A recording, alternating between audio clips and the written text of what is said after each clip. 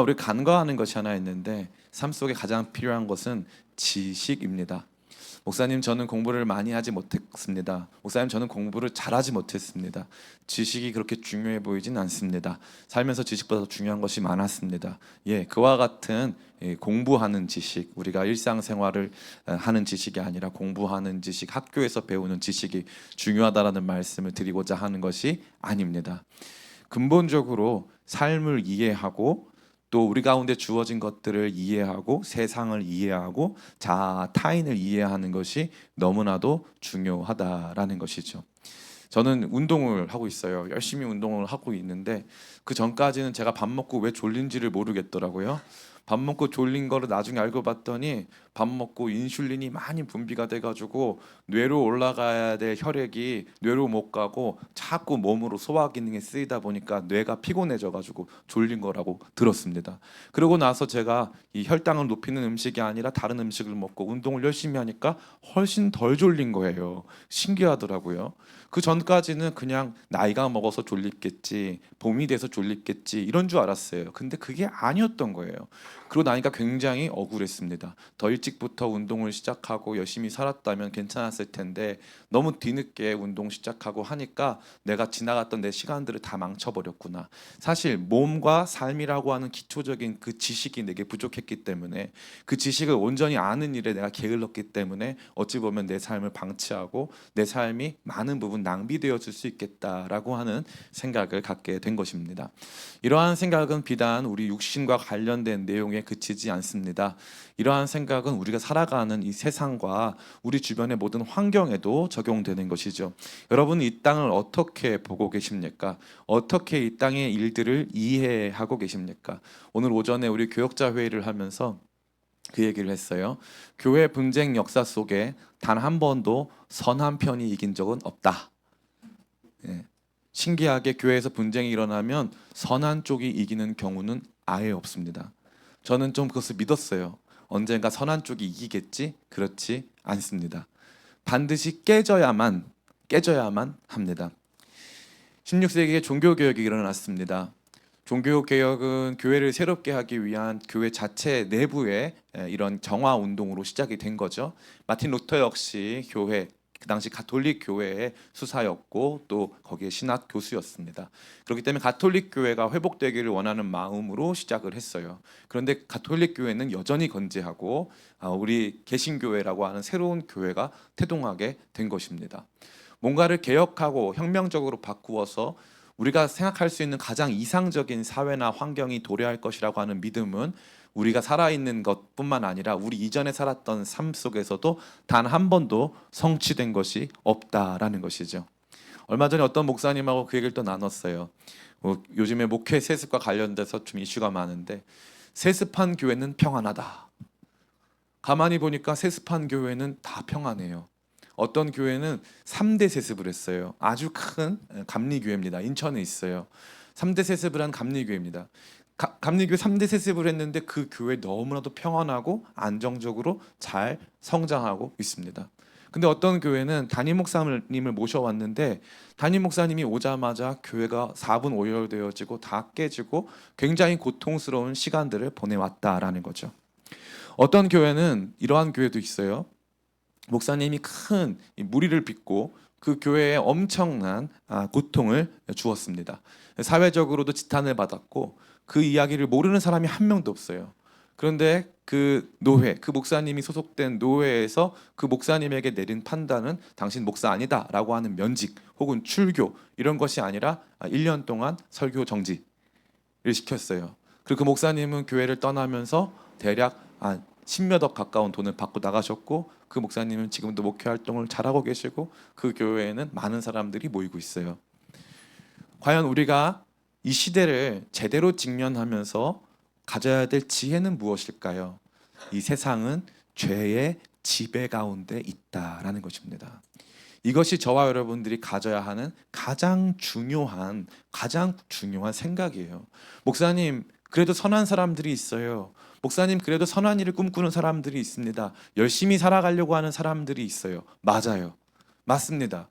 잠깐 그들의 삶 속에서 어느 시점에서 또 다 같이 그들이 모여 있는 어느 시대 속에 어떤 사건 안에서 그들의 선함이 촛불처럼 빛날 때가 있어요. 그러나 그 촛불이 너무너무 작고 부족해서 잠깐은 그 완전히 까맸던 방에 촛불이 임하니까 아주 밝아진 것 같은데 시간이 지날수록 그 촛불로는 책도 읽을 수 없고 일도 할 수 없음을 발견하고 여전히 방은 어둠 속에 있고 그 촛불마저 꺼져가는 일들이 비일비재하다는 것입니다. 선이 이기는 경우도 간혹 있고 또 궁극적으로는 선이 이길 것입니다. 그러나 분명한 것은 우리가 살고 있는 이 세상은 죄악 가운데 있으며 죄의 지배적 역사, 다시 말해 죄가 통치하고 죄가 통치의 구조를 만들고 죄가 그 소비를 촉진시키고 경제 활동을 하고 죄가 우리로 하여금 살게 하는 방향대로 우리가 살도록 되어 있다라는 것입니다. 이것을 이해하면서부터 우리는 진짜 구원이 무엇인가, 진짜 은혜가 무엇인가를 발견하게 되는 것이죠. 오늘의 말씀은 저와 여러분에게 죄의 지배가 어떻게 구체적으로 사람들의 삶 속에 이루어지고 있는가를 명확하게 보여주고 있습니다. 이러한 것을 통해서 우리는 몇 가지 중요한 지식들을 알게 되고, 이 지식은 저와 여러분에게 죄의 지배가 아닌 은혜의 지배 아래 살고자 하는 거룩한 열망과 그 은혜의 지배 아래 살게 되는 그 귀한 능력을 주는 줄을 믿습니다. 아무쪼록 오늘 말씀을 통해서 죄에 대한 또 세상에 대한 온전한 지식을 확보하고 그 지식 안에서 은혜를 누리는 저와 여러분 다 되시기를 예수님의 이름으로 축원합니다. 오늘 본문의 말씀은 이제 에덴의 동편으로 쫓겨진 추방된 아담과 하와가 겪은 이야기를 보여주고 있습니다. 목사님, 가인과 아벨의 이야기인데 왜 아담과 하와의 이야기라고 하셨습니까? 우리 1절 말씀을 보면은 이 일이 사실 가인과 아벨에게서 일어난 사건은 분명하지만 이 일을 보면서 놀라고 충격을 받고 이 일을 통해서 어찌 보면은 큰 메시지를 받은 존재가 다름 아닌 아담과 하와였음을 우리는 짐작케 하는 내용을 볼 수 있습니다. 우리 1절 말씀 같이 읽겠습니다. 시작. 아담이 그의 아내 하와와 동침하매 하와가 임신하여 가인을 낳고 이르되 내가 여호와로 말미암아 득남하였다 하니라. 아멘. 여기 보니까 이제 아담과 하와가 동침해서 아들을 낳았습니다. 가인을 낳았죠. 가인은 얻다라는 뜻입니다. 얻었다라는 것이고, 이때 아담이 외친 말이 무엇입니까? 내가 여호와로 말미암아 득남하였다라고 하는데 이 득남하다가 히브리어로 없어요. 그래서 남자를 얻었다라고 되어 있어요. 남자를 얻었다. 자기가 이제 이쉬니까 이쉬, 사람을 얻었다. 너무 신기한 거예요. 우리 안에서 새로운 사람이 태어난 게 너무 신기한 겁니다. 그래서 이 아담은 너무 기뻐했어요. 특별히 우리가 창세기 3장 말씀에 보니까 여자의 후손을 통해서 생명이 이어질 것을 말씀하셨으니까 아담이 이 관계 안에서 아이가 태어난 것이 너무너무 신기하고 너무나도 감격적이었고 사람 태어난 것이 크나큰 기쁨이었기 때문에 아담이 노래하듯 이와 같이 내가 아들을 얻었다, 남자를 얻었다, 사람을 얻었다라고 고백하는 장면을 우리는 볼 수 있는 것이죠. 그러니까 우리는 첫 장면에서 아담의 기대, 우리가 이제 새로운 생명의 역사로 갈 수 있겠구나, 하나님 약속하신 대로 하와를 통해 여자의 후손을 통해 아들이 생겼구나 하는 걸 통해서 아담이 얼마나 기뻐했는가를 우리는 보게 된다는 것입니다. 그런데 그 이후에, 그 직후에 어떤 일이 벌어졌습니까? 그 직후에 이 가인과 아벨이 어떤 갈등이 있었는지 알 수 없지만 가인이 아벨을 쳐 죽이는 사건이 발생한 것입니다. 인류 역사의 첫 번째 사건은 바로 이 사건이었어요. 바로 이 사건, 아담과 하와를 충격으로 빠뜨린 사건이 바로 이것입니다. 가인에게도 충격이었고 아벨에게 더더욱 큰 충격이었겠지만 가장 큰 충격을 받은 사람들은 아마도 아담과 하와가 아닐까 합니다. 자신들이 금지된 열매를 먹고 스스로 하나님이 되어서 스스로 자기가 살아가는 세상을 다스리려고 했을 때 하나님은 그들의 죄악 가운데 그들을 내버려 두셨고, 그 죄악 가운데 있었던 이 아담과 하와가 낳은 가인과 아벨, 특별히 가인이 아벨을 죽여버리는 일이 발생했다라는 것입니다. 아담의 부푼 기대와 정비례하는 큰 실망이 아마 그에게 임했을 것입니다. 더 이상 아담과 하와는 출산을 막연한 축복으로만 여길 수는 없었습니다. 그 이후에 어떤 일이 벌어질지 알 수가 없었고 그것으로 말미암은 크나큰 트라우마와 상처가 아마 그들 가운데 있었을 것입니다. 그 뒤에 나타난 사건, 다시 말해 형제살인의 문제가 오늘 온 인류가 경험하고 있는 충격적인 사건의 연장이라고 감히 말씀드릴 수 있습니다. 이 아담과 하와가 낳은 가인과 아벨, 얼마나 행복한 가정을 꿈꾸면서 이 아이들이 이 땅에서 태어났을까요? 근데 그 아이들 중에 하나가 동생을 죽이는 참혹한 일이 벌어진 것입니다. 이것이 인간이 겪고 있는 거예요. 그래서 단재 신채호 선생은 인간 역사는 아와 희아의 끊임없는 투쟁의 역사다라고 말했어요. 역사는 전쟁의 역사고 투쟁의 역사고 갈등의 역사입니다. 인간 세상에는 무엇이 없습니까? 평화가 없어요. 샬롬이 없습니다. 오늘 2024년, 저 2021년 얘기를 했네요. 2023년도 아니고 2024년도 지금 반이 넘어갔는데 어떤 세상에 살고 있는지 모르겠습니다.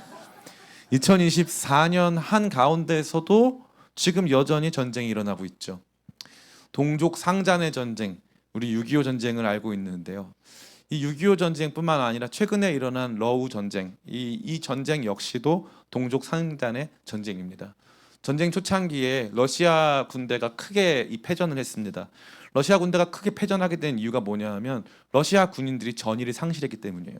왜 그러냐 하면 러시아 군인들의 상당수가 부모 중에 일부가 우크라이나 사람, 러시아 사람 같이 결혼을 했거나 아니면 자기 친척 중에 일부가 우크라이나 사람이거나 자기 할머니가 우크라이나 사람이거나 서로 대화가 통하는 사람들이었다는 거죠. 그러한 상황들 속에서 이 누가 만들어냈는지는 모르겠지만 이 엄청난 이 위협이 있다라고 하는 가상의 위협을 상정하고 양측이 전쟁을 펼치게 된 것입니다. 저는 이러한 전쟁을 단순히 충분히 그럴 수 있다, 힘의 충돌이다라고 여기는 것은 너무나도 악한 생각이라고 생각합니다. 그것은 악한 생각이에요.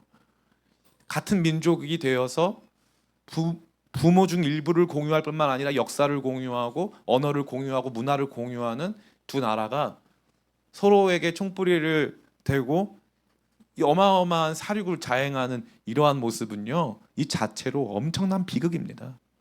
엄청난 비극이에요. 이와 같은 형제살인의 문제가 지금도 자행되고 있습니다. 국가적으로, 민족적으로 뿐만 아니라 이 땅을 살아가는 사람들의 삶 속에서. 어찌 보면 우리는 모두 다 하나님 안에서 한 형제 자매입니다. 한 형제 자매인 우리, 이 지구라고 하는 땅에 던져져서 힘을 합쳐서 멋지고 아름답게 살아갈 수 있는 존재들입니다. 그런데 이거 생각을 못 하고 있어요. 재밌지 않습니까? 세상에 똑똑한 사람이 이렇게 많은데 우리가 힘을 합치면 지금 전 세계의 생량 생산이 아니라 식량 생산량은 너무 어려운 단어네요. 한국말이 참 어렵습니다. 식량 생산량은 전 세계 인구가 소비할 수 있는 양을 초과합니다. 초과해요. 미국에서 나오는 옥수수 양이요, 전 세계 모든 사람들에게 1년에 200개를 제공할 수 있어요. 옥수수를. 그렇기 때문에 식량 생산량은 전 세계가 필요로 하는 수요량을 초과한다고요. 그러면 우리 모두 나누면 잘 살 수 있어요. 잘 살 수 있어요. 아무리 인구가 많다고 할지라도요, 지금 지방 소멸 얘기 나오잖아요. 아무리 인구가 많다고 해도 전 세계의 인구들을 잘 흩어놓잖아요. 다 같이 잘 살 수 있습니다. 근데 그 생각을 왜 아무도 못할까요? 왜 아무도 못해요? 왜 그러다 서로 싸우고 죽이기까지 하는 거죠? 우리는 이 땅에 살면서 그런 일들을 잘 못 보니까 남일처럼 보지만 그건 현실입니다. 현실이에요. 현실적으로 누군가가 누구를 실제로 죽이는 일이 발생하는 거죠. 우리가 이 땅에 던져진 하나의 형제 자매임에도 불구하고 서로의 삶을 충분히 돌아보지 못하고 누군가를 죽게 하는 일들을 자행하고 있다는 것입니다. 이것이 우리가 지금 겪고 있는 세상의 실상입니다. 여러분, 이 실상에 눈을 떠야 합니다. 우리가 원하건 원치 않건 우리의 일정한 소비가 누군가의 삶을 파괴하고 사랑하는 형제 자매를 죽이는 그 일들 속으로 나아가게 한다는 것이죠. 우리는 형제살인의 현장 안에 어느 쪽 편이 됐건 그 편을 들면서 다른 편이 다른 편을 죽일 수 있도록 방치하거나 그러한 것들을 조장하는 세계 속에 살고 있는 것입니다. 세계는 형제 살육의 현장 속에 놓여져 있고 그 일부분 안에 우리도 완전히 그 책임을 면할 수 없는 위치 가운데 놓여져 있다는 것입니다. 이와 같은 형제살인의 문제는 단순히 살인이라고 하는 구체적인 행위를 넘어서서 서로를 향한 적대, 혐오, 서로를 향한 차별과도 같은 일들로 이어지고 있습니다. 오늘날 교회 안의 분쟁의 이야기는 어떻습니까? 교회 분쟁의 이야기는 말로 할 수가 없어요. 많은 사람들이 사소한 작은 것들을 포기하지 못한 채 이 교회 안의 분쟁을 조장하고 이 분쟁과 갈등 상황 속에서도 자기의 기득권을 지키려고 합니다. 얼마나 아픈 상황인지 말로 할 수가 없어요. 그러면 교회가 됐건 직장이 됐건 사회가 됐건 그 어디가 됐건 평화가 없습니다. 죄의 지배 아래서는 참다운 평화가 없다라는 것을 우리는 말씀을 통해서 배워야 할 줄 믿습니다. 두 번째입니다. 그렇다면 이러한 비극, 평화가 없는 세계, 서로 미워하고 서로가 서로를 죽여야만 하는 이와 같은 말도 안 되는 세계의 출발 지점은 어디서부터였습니까? 이 비극은 바로 예배에서부터 시작되었습니다. 같이 한번 읽어볼까요? 우리 2절부터 5절까지 같이 읽습니다. 시작. 그가 또 가인의 아우 아벨을 낳았는데 아벨은 양치는 자였고 가인은 농사하는 자였더라. 세월이 지난 후에 가인은 땅의 소산으로 제물을 삼아 여호와께 드렸고 아벨은 자기도 양의 첫 새끼와 그 기름으로 드렸더니 여호와께서 아벨과 그의 제물은 받으셨으나 가인과 그의 제물은 받지 아니하신지라. 가인이 몹시 분하여 안색이 변하니. 이 말씀 속에서 우리는 종종 가인의 사람 됨됨이에 대해서 아주 부당하게 책망하곤 합니다. 오죽 성격이 좁고 마음이 좁고 성격이 더러우면 하나님이 예배 안 받으셨다는 이유만으로 이렇게 분노하고 형제를 죽일 수 있느냐라고 생각할 수 있는데, 인간 안에 자리 잡은 하나님께로부터 수용됨, 하나님께로부터 받아들여짐, 이것이 이처럼 중요한 문제라는 것을 저와 여러분에게 보여주는 거예요. 내가 하나님께로부터 받아들여진 존재인가 그렇지 않은가. 반사회적 행동을 하는 사람들은 대부분 어떠한 유년 시절을 겪었습니까? 그들은 대부분 부모로부터 충분한 사랑을 받지 못하고 충분한 지지를 받지 못한 것이죠. 부모로부터 첫 번째 맺게 되는 사회적 관계인 부모로부터 충분한 사랑과 애정을 공급받지 못한 사람들은 세상에 대해서 근본적인 원망, 세상에 대해서 근본적인 분노를 가지고 있어요. 인간은 어디서부터 출발하느냐? 하나님께로부터 온전한 사랑, 온전한 은혜를 받지 못한 인간은 이와 같이 분노하고 그 분노의 방향은 이웃, 또 형제 자매인 주변 사람들에게 나아가게 된다라는 것입니다. 하나님 은혜를 받은 사람과 은혜를 받지 않은 사람이 이와 같이 큰 차이를 갖게 된다는 것이죠. 예배의 문제는 이와 같이 중요합니다. 예배의 문제의 다른 말은 종교의 문제라고 할 수 있습니다. 어느 것이 참된 종교인가? 어떤 종교가 우리를 창조하신 참된 하나님과 우리를 온전히 교제하게 하고 우리의 부모이신, 우리의 아버지이신 하나님의 온전하신 사랑을 받아서 그 안에서 만족하게 하는가라고 하는 문제가 자리 잡고 있는 것입니다. 그래서 나는 예배했지만 하나님의 인정을 받지 못하고 하나님의 받아주심을 받지 못한 사람들 안에는 근본적인 하나님께 대한 분노가 있는 것이고, 그 하나님께 대한 분노의 표출은 다른 이웃 사람들에게, 주변 사람들에게, 동료 인간에게 향할 수밖에 없다라는 것입니다. 앞서 예를 들어드린 이 우크라이나 러시아 전쟁에 있어서는 그 전쟁의 이유가 다분히 정치적이고 또 이 정치 지형적인, 권력 지형적인 내용이라고 할 수 있다면, 오늘 우리가 보게 되는 또 하나의 팔레스타인 이스라엘 전쟁과도 같은 경우는 그 오랜 시간의 갈등, 벌써 수천 년 동안 그 갈등이 이어지고 있는데, 이 갈등은 바로 이 가인과 아벨의 제사의 갈등이라고 볼 수 있습니다. 과연 우리가 드리는 제사, 우리가 누가 하나님께 속한 존재인가, 누가 하나님께 인정받는 종교인가 하는 것을 볼 수 있는 것이죠. 많은 분들이 생각해요. 세상의 종교는 다양하다. 세상의 종교는 생각보다 그리 다양하지 않습니다. 종교는 일정한 패턴을 가지고 있고, 많은 종교학자들이 만들어 놓은 이른바 고등 종교라고 하는 이 종교 체계 안에서 이 특별히 기독교 또 이슬람교는요, 같은 뿌리를 가지고 있어요. 같은 뿌리.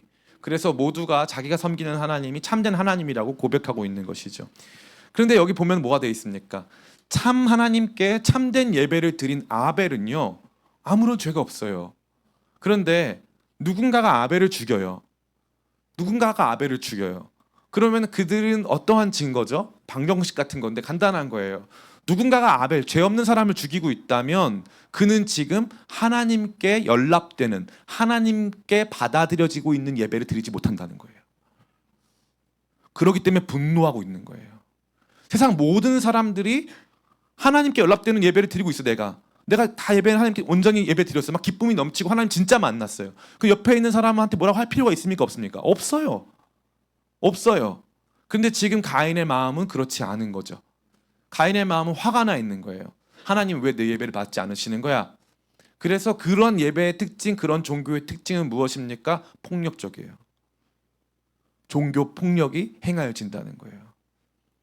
이 종교 폭력은요, 사실 그 종교가 어떤 종교이냐를 가리지 않아요. 이 종교 폭력은요, 개신교 안에서도 일어날 수 있어요. 종교 폭력은 가톨릭 안에서도 이미 일어났고 앞으로도 일어날 가능성이 있어요. 무슬림 안에서도 종교 폭력이 일어나고, 힌두교 안에서도 종교 폭력이 일어나고, 불교 안에서도 종교 폭력이 얼마든지 일어날 수 있습니다. 저는 불교는 비교적 평화로운 종교라고 생각했습니다. 그러나 조계종에서 일어난 스님들의 이 갈등 상황을 봤을 때 왜 소림사가 존재하는지를 알 수 있었어요. 절에서 이게 필요한 거구나. 저 훈련이 절에서 필요한, 저 갈등, 와 대단하구나. 보통 일이 아니구나. 야, 저런 발차기는 너무 고급스러운 기술이다. 뭐 이런 생각이 들 정도로 엄청난 이 갈등이 있는 거죠. 그럼 그건 모든 걸 뭘 보여준다 그랬어요? 그의 예배가 연락되지 않았다. 그의 예배가 하나님께 드려지지 못했다는 거예요. 그래서 그들은 분노하는 거예요. 참 예배를 드리고 순결한 예배를 드리고 자신의 삶을 온전히 드리고 있는 사람들의 삶까지 파괴해가면서 지켜야 할 교리, 그렇게 지켜야 할 그 무언가는 존재하지 않는다는 거예요. 그러나 종교는요, 지금 이 세상에 평화의 통로가 되기는커녕 갈등의 불씨가 되고 수많은 사람들의 삶을 파괴하는 일이 되어가고 있습니다. 우리가 믿는 신앙은 무엇입니까? 우리가 믿는 신앙은 참된 예배, 유일한 예배, 그 예배 바로 예수님께서 십자가에서 올려드린 화목 제물로서의 참 예배로 말미암아 그 안에서 모든 갈등이 끝나고 그 안에서 우리가 온전히 하나 되고 서로 사랑하게 되었다라고 하는 이 위대한 진리 안에 살아가는 것입니다. 그래서 신자들은 서로 싸우고 갈등함으로 의를 이룰 수가 없어요. 싸우고 갈등함으로 의를 이룰 수가 없다는 거예요. 그 싸우고 갈등하고 누군가를 폄하하고 하는 것만으로 그 자체로 하나님께서 기뻐하시는 예배를 드리지 못했다는 증거라니까요. 저는 과거에 다른 사역자들을 많이 비판했습니다. 이제 회개할 수 있어요. 다른 사역자들 많이 비판하고 저 사람들 아주 문제가 많다. 막 그러면서 뭐 실명 거론하면서 막 진짜 그때 영상을 보면은 진짜 저는 벌써 명예훼손으로 벌써 고소를 당했어야 됩니다. 진짜 실명 거론했고요. 뿐만 아니라 다른 사역팀이나 사역 단체에 대해서도 굉장히 많이 제가 의문을 가지고 있었어요. 그리고 제가 학창 시절에도 대학교를 늦게 갔음에도 불구하고 학내에서 일어나는 여러 가지 이렇게 뭐 불의한 일들을 바라보면서 저런 건 절대 일어나서 안 된다 해가지고 그런 투쟁에 적극적으로 나서기도 하고 그런 사람이었습니다. 근데 시간이 지나면서 제가 굉장히 보시다시피 굉장히 온유해지고 그러면서 저는 이제 거기에 더 이상 반응하지 않아요. 내가 하고 있는 이 일이 이 폭력적으로 누군가의 삶을 파괴하고 누군가를 아프게 하는 일이 됐다면 그 일을 멈춰야겠다. 그런 생각을 많이 합니다. 그리고 누구 평가할 거 없다. 나나 잘하자. 나나 잘하자. 내가 주님 앞에서 아벨로 살자. 라고 하는 마음을 많이 갖게 되는 것이죠. 이와 같은 예배의 문제의 중심에는 또 무엇이 놓여져 있습니까? 바로 예배자와 재물의 문제가 놓여져 있어요. 우리 같이 한번 말씀을 읽었으면 좋겠습니다. 우리 4절과 5절 같이 읽습니다. 시작. 아벨은 자기도 양의 첫 새끼와 기름을 드렸더니 여호와께서 아벨과 그의 제물은 받으셨으나 가인과 그의 제물은 받지 아니하신지라. 가인이 몹시 분하여 안색이 변하니. 아멘. 이 말씀 보니까 하나님께서 제물을 받았다고 하지 않으시고 아벨과 그의 제물을 받았다고 했어요. 그 다음에 가인도 가인과 그의 제물이라고 했어요. 예배 받으시는 하나님은 제물을 받기 위해서 예배를 받으시는 것이 아니에요.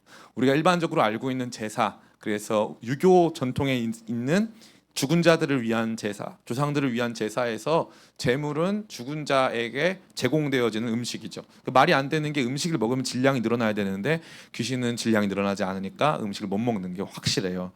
근데 어찌 됐건 그 제사에서 중요한 것은 재물이에요. 재물. 어떤 재물을 올려드렸느냐.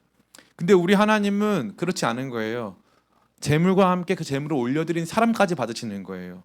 그럼 뭘 알 수 있는 거죠? 재물은 그 제사를 올려드리는, 그 예배를 드리는 그 사람을 함께 올려드리는 포장지에 불과하다는 걸 알게 되는 거예요. 하나님께 올려드리는 예배에서 진짜 나를 드리고 있는가, 아니면은 이 포장지를 드리고 있는가.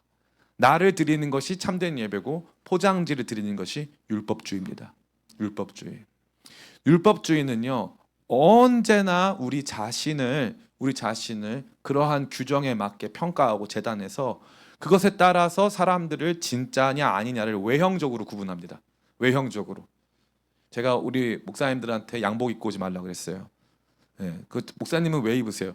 저는 우리 성도님들 중에 몇 분 양복을 입고 오시는 분들이 계셔서 제가 그분한테 송구해가지고 양복을 입고 오는 거. 두 번째는 성도님들이 넥타이를 선물해 주세요. 그걸 매야 되기 때문에 의무적으로 저도 어쩔 수 없이 입는 거예요. 근데 요즘에는 저는 양복도 안 입고 싶고 반바지 입고 싶어요.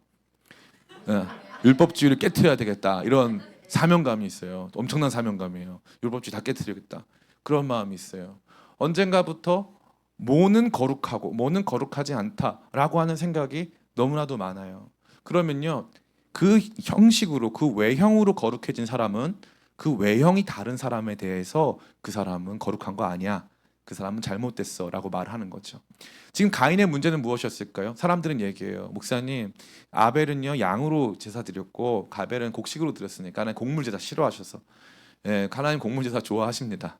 하나님께서 지정하셨어요. 곡물 제사도 있어요. 그러니까 하나님이 재물의 문제, 포장지의 문제가 아니었던 거예요. 그럼 뭐의 문제예요? 가인의 문제였던 거예요. 가인의 문제. 그러면서 그는 화가 나 있어요. 왜요? 그가 이해한 예배는 포장지만 본다고 하지 않았냐 이거예요. 율법이면 되는 거 아니냐. 왜 율법 아닌 걸로 자꾸 들이대냐. 우리 각 사람의 마음을 다 어떻게 통제할 수 있느냐. 율법이라고 하는 확인 가능한 것으로 통제해야 될 거 아니냐. 왜 우리 마음까지 컨트롤하려고 하느냐. 예, 맞아요. 하나님은요 우리 마음까지 컨트롤하세요. 십계명에 뭐라고 되어 있습니까? 탐하지 말라고 되어 있어요. 훔치는 건 죄 인정. 그런데 욕심내는 것도 죄라는 거예요.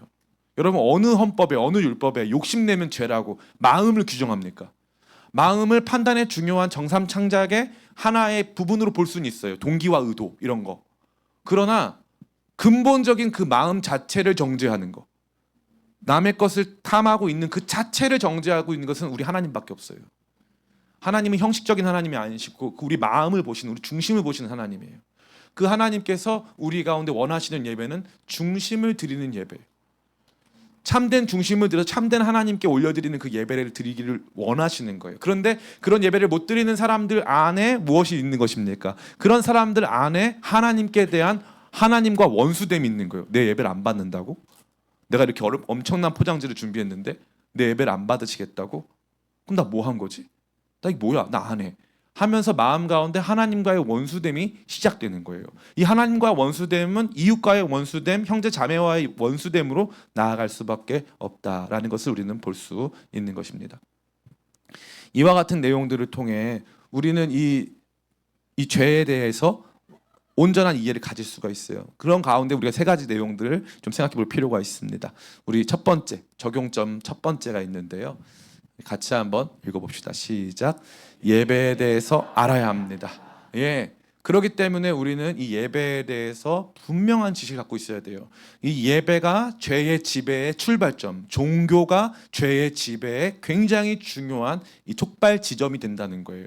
그래서 온전한 예배 드리는 것, 여러분들이 어떠한 종교를 갖게 되든, 개신교에서 천주교 개종하신 분도 굉장히 많아요. 너무 안타깝게 생각하는데, 어떠한 예배를 드리게 됐건 가장 중요한 것이 무엇이냐? 예배자의 마음이에요. 예배자의 참다운 마음. 이 참다운 마음이 온전한 형식에 담겨야 되는 건 맞아요. 근데 온전한 형식이 있다고 해서 참다운 마음, 예배의 본질이 자동적으로 생기는 건 아니에요. 그래서 먼저는 뭐예요? 예배의 본질, 참다운 마음, 자기의 중심을 드리는 거예요. 그래서 하나님께서 받으시는 예배는 나를 드리는 예배예요. 나를 드리는 예배.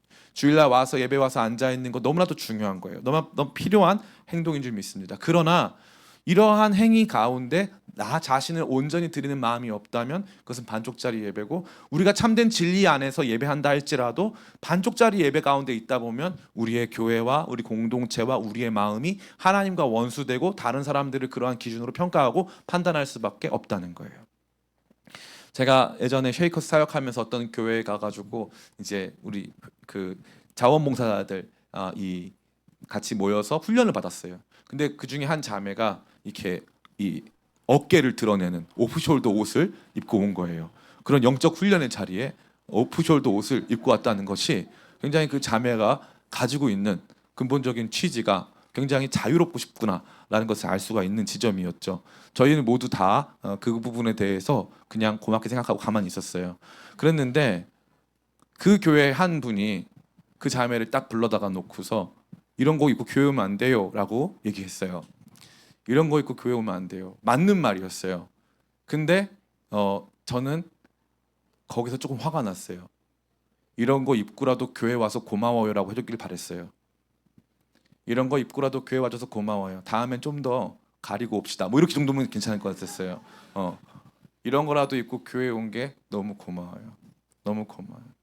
저 역시도 그러한 것에서 완전히 자유로울 수 없는 사람이었어요. 저는 예전에 이 타투에 대해서 강력하게 비판하는 글을 쓴 적이 있어요. 타투는 일종의 자기 선언이에요. 거기다 보면은 의미 없는 거 쓰는 사람 아무도 없어요. 다 뭔가 의미 있는 것들을 써요. 지울 수가 없어서 그렇지 다 의미 있는 것들을 씁니다. 나는 이 마음을 절대 잊지 않을 거야. 그래가지고 제가 한 교회 집회에 갔는데 프랑스 친구가 왔어요. 그러니까 요즘에는 한국인들 가는 수련회에 외국인들도 많이 와요. 근데 그 형제가 정말 여기서부터 여기까지 다 타투를 한 거예요. 정말로 얼굴까지 다. 근데 그 형제 모든 타투 내용이 성경 말씀이에요. 참 우리로 하여금 많은 생각을 하게 하는 거죠. 성경 말씀으로 전신을, 말씀의 사람이에요. 자기 말씀의 사람, 말씀의 사람. 저 보면서 야 이거 어떻게 해석해야 되지? 막 그랬어요. 한 번은 우리 교회에 어떤 자매가 이제 친구를 데리고 왔는데 그 친구도 직업이 타투 그려주는 사람이래요. 직업이 그림 엄청 잘 그리는데 사람들 몸에 타투 그려주는 사람이라는 거죠.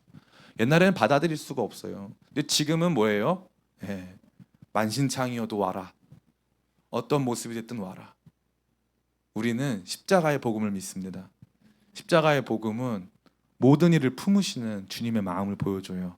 그래서 어떤 모습이 됐든지 그 연약함 가운데서도 그를 부르신 하나님을 믿고 신뢰하고 그를 사랑으로 받아주는 것입니다. 그래서 여러분 예배에 대해서 알아야 하는 것, 하나님은 우리의 중심을 보신다. 우리 모든 이들의 예배를 받으신다. 그러니까 예배 받으시는 주님을 바라보면서 포장지는 좀 부족하더라도 최선의 포장을 가지고 주님께 나오시면 그 예배 받으신다 안 받으신다? 받으신다.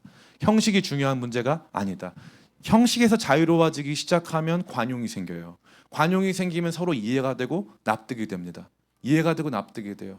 저는 예전에 좀 딱딱했던 그 사람이 그립기도 하지만 저 자신이 그럼에도 불구하고 지금은 그 사람을 가급적인 잊으려고 노력을 많이 합니다. 우리 안에 이 형식주의를 배척해야 합니다. 형식이 가장 중요한 것이고 형식을 통해서 무언가를 구별할 수 있다라고 생각하는 믿음을 버려야 돼요. 그렇다고 형식 자체를 버리자는 뜻이 결코 아닙니다.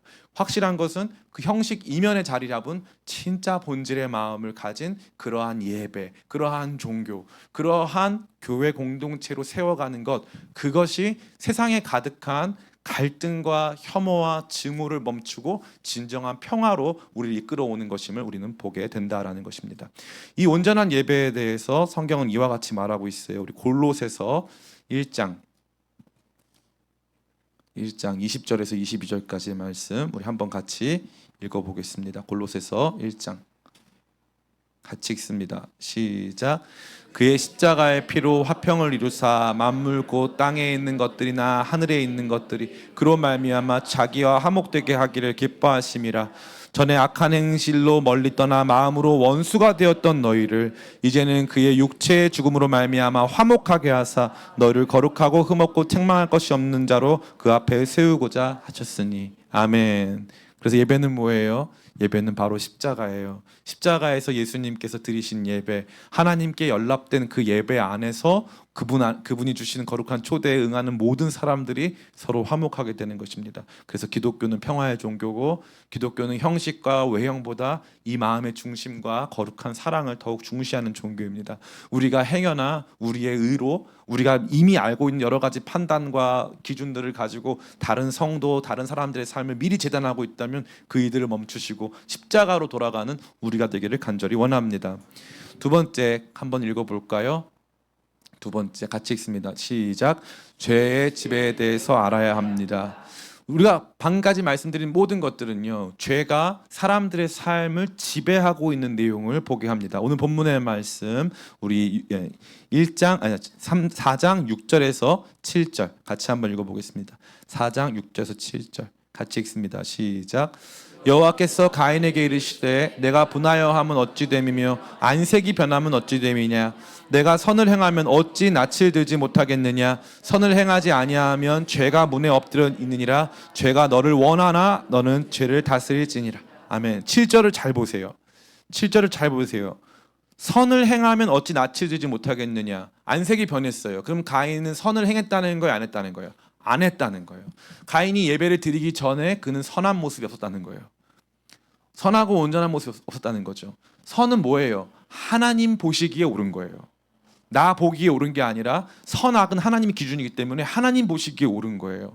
하나님과 아무 상관없이 살다가 나중에 와서 껍데기만 가지고 예배 드렸다 이 말이죠. 하나님은 그 예배를 받지 않았어요. 그 예배가 위선적이고 가식적이라고 느끼셨어요. 하나님은 인격이시기 때문에 위선적이고 가식적인 예배를 받지 않으시겠다는 거예요. 위선적이고 가식적인 예배를 받지 않으신 하나님께서 가인에게 말하는 거예요. 네가 선을 행하였더라면 어떻게 내가 낯을 들지 못하겠느냐. 너가 지금 선을 행하지 않고 내게 드리는 예배는 가증하다. 주님께서 말씀하신 거예요. 그런 상황에서 뭐라고 합니까? 그럼 하나님께서 가인이 선을 행하지 않았기 때문에 화가 나신 거예요? 아니에요. 하나님이 화난 게 중요한 게 아니에요. 이 선을 행하지 않으면 어떤 상태가 되느냐? 선을 행하지 아니하면, 계속 띄워놔 주세요. 선을 행하지 아니하면 죄가 문에 엎드려 있느니라. 선과 악의 이게 문제가 뭐냐면은 축구의 공격과 수비예요. 공격을 잘하면 공격이 최선의 수비가 되거든요.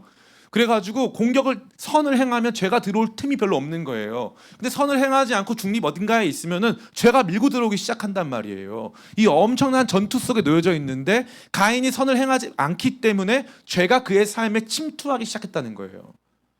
죄가 문 앞에 엎드리고 있다. 그리고 죄가 뭐라고 합니까? 너를 원한다. 죄는 너를 원하고 있다. 와, 얼마나 멋있는 표현이에요. 죄가 마치 맹수와 같이 너를 원하고 있다는 거예요. 너를 원하고 있다. 너는 죄를 다스릴지라. 그럼 죄를 어떻게 다스려요? 선을 행함으로. 죄를 하지 아니함으로가 아니라 선을 행함으로 죄를 다스리는 거예요. 죄를 덜 행해서 착해지는 게 아니라 적극적으로 선을 행함으로 죄에서 이겨내는 거란 말이죠. 너무나도 중요한 내용이에요. 이 죄는요, 끊임없이 우리 안에 들어와서 우리를 통치합니다. 죄를 범하면 죄가 여러분의 주인이 돼요. 거짓말하면 어떤 일이 발생합니까? 거짓말을 하지 말아야 될 이유가 뭔지. 전 거짓말 굉장히 잘했거든요. 지금은 거의 못합니다. 뭐든지 저는 몇 번만 누르면 바로 사실 다 나와요. 그래서 한동안 애들이 뭐라 그러냐면 이요한 목사님한테 말한다는 건 신문에 내는 것 같다. 그래서 아무도 저한테 비밀을 말 안 하는 거예요. 왜냐하면 저는 찌르면 다 나오니까. 요즘에 정말 정직하게 결정을 했기 때문에 3번만 찌르면 다 나와요. 여러분 궁금하면 3번 찌르시면 돼요. 다 나옵니다. 뭐든지 다 나와. 진짜 가감이 없어요. 그게 문제예요. 제가 그냥 3번만. 그래서 성도들 가급적 덜 만나야 돼. 말하면 계속 말하니까. 노용훈 집사님이 자꾸 전화해가지고 뭐 물어보면 다 말해요. 다 토해냅니다. 그냥 안 물어본 거에 다 토해내. 제가 그래요. 왜냐하면 저는 거짓말에 대한 트라우마가 있거든요. 초등학교 때 거짓말했다가 정말 죽을 뻔했어요. 거짓말의 문제가 뭔지 아세요? 거짓말이 지배하기 시작하거든요. 그러면 거짓말끼리 충돌해가지고요, 성립이 안 돼요. 거짓으로 시작된 인생은 계속 거짓으로 나갈 수밖에 없는 거예요. 제가 아는 한 가정이 있는데 이 가정이 풍비박산이 났어요. 왜냐하면은 그 집에 장남이 있었는데 이 장남이 서울대 피부과 이제 의사였어요. 그래가지고 이제 온 가족이 우리 이 형제가 참 너무 귀하다. 서울대 나와서 이제 피부과 의사도 하고 너무 귀하다. 근데 그거가 무려 10년 동안 거짓말을 한 거예요. 대학도 못 들어갔는데 대학을 들어간 척하고 10년 동안 거짓말을 한 거예요. 그렇게 해가지고 나중에 이 집안이 완전히 풍비박산이 난 거예요. 완전히. 기가 막힌 일 아니에요? 죄는요, 특별히 거짓은 들어와서 왕노릇해요. 그러면서 지배한단 말이에요. 내 행위를 통제하고요, 내 소비를 통제하고요, 내 시간을 통제하고요, 모든 걸 통제하는 말이에요. 죄는 이런 지배 성격이 있어요. 이 지배적 성격이 지금 저와 여러분의 삶, 개인의 삶에만 있는 게 아니라 국가 안에도 들어와요. 국가 안에도. 죄는 그런 지배적 성격이 있음을 분명히 기억하셔서 죄를 두려워하시고 죄를 피하기 위해 선을 행하시는 저와 여러분 다 되기를 간절히 원합니다. 마지막 세 번째예요. 같이 읽고 마치겠습니다. 시작. 은혜에 대해서 알아야 합니다. 이 놀라운 말씀은 저와 여러분에게 여기서 끝나지 않아요. 예배 잘 드려야 되겠다. 내 중심을 드려야 되겠다. 선을 행함으로 죄를 피해야 되겠다. 죄가 우리를 지배하는구나. 죄의 지배적 성격에 대해서 이해해야 되겠다. 여기서 멈추지 말고 그 다음에 그럼에도 불구하고 놀라운 일이 발생한다는 것을 볼 필요가 있습니다. 우리 11절부터 15절 같이 읽습니다. 시작. 땅이 그 입을 벌려 내 손에서부터 내 아우의 피를 받았은즉 내가 땅에서 저주를 받으리니 내가 밭을 갈아도 땅이 다시는 그 효력을 내게 주지 아니할 것이요 너는 땅에서 피하며 유리하는 자가 되리라. 가인이 여호와께 아뢰되 내 죄벌이 지기가 너무 무거우니이다. 주께서 오늘 이 지면에서 나를 쫓아내시온즉 내가 주의 낯을 배웁지 못하리니 내가 땅에서 피하며 유리하는 자가 될지라. 물은 나를 만나는 자마다 나를 죽이겠나이다. 여호와께서 그에게 이르시되 그렇지 아니하나이다.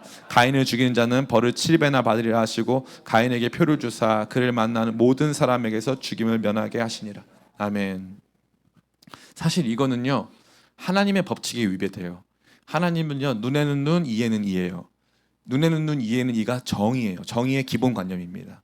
근데 하나님의 의에 따르면 가인은 사형을 받아야 돼요. 그죠? 근데 지금 사형을 받았습니까? 안 받았어요. 다른 사람이 가인을 죽이면은 하나님께서 그에게 벌을 7배나 더 하시겠다 그랬어요. 왜 그랬을까요? 하나님은 지금 이걸 어려운 말로 보존의 은혜라고 하는 거예요. 보존의 은혜. 그래서 사람이 사람을, 예를 들면 가인과 아벨이 있었는데 가인이 아벨 죽였어요. 저 가인 나쁜 놈 새끼 내가 죽일 거야 하고 옆에 있는 사람이 심판자가 돼서 가인을 죽이게 되면은 옆에 수많은 사람들의 사륙이 정당화되어지고 충분한 재판과 판정 없이 사람들이 살아가는 사회는 사륙의 현장이 되는 거예요. 그러니까 하나님께서는 그것을 막으시는 거죠. 하나님이 재판관 되시는 거예요. 그리고 가인은 어차피 죽게 되어 있어요. 그렇기 때문에 하나님께서는 여기서 뭘 보여주신 것이냐면 보존의 은혜를 보여주신 거예요. 악한 사람에게도 하나님께서 선을 베푸시고 은혜를 베풀고 계심을, 이 땅을 하나님의 때까지 보존하실 것임을, 죄가 확산되고 사람들이 타락한 세상임에도 불구하고 완전히 멋대로 나아가서 많은 사람들이 고통 가운데 있기를 원치 않으심을 하나님께서 보여주신 굉장히 중요한 지점이 아닐 수 없는 것입니다. 그래서 따라해볼까요? 여전히 그래도 은혜가 있습니다. 여전히 그래도 이 땅에 은혜가 있는 거예요. 아멘. 그 은혜 가운데 우리는 잇대어 사는 것입니다. 죄악 가득한 세상 속에 이 죄로 말미암아 수많은 사람들이 폭력과 사륙에 희생될 수밖에 없는 일들 가운데 있지만 하나님께서 그 범위를, 그러한 상황을 우리 가운데 축소시키시고 그러한 것 안에서도 예수님 다시 오실 날까지 그분의 은혜 가운데 살도록 하셨다는 것이에요. 그러니까 날마다 주 앞에 온전한 예배 드리며 선을 행하는 가운데 하나님의 은혜를 기억하여 죄가 우리를 지배하지 못하게 하고 그 은혜에 잇대어 살아가는 저와 여러분 다 되시기를 예수님의 이름으로 축원합니다. 우리 잠시 같이 기도하는 가운데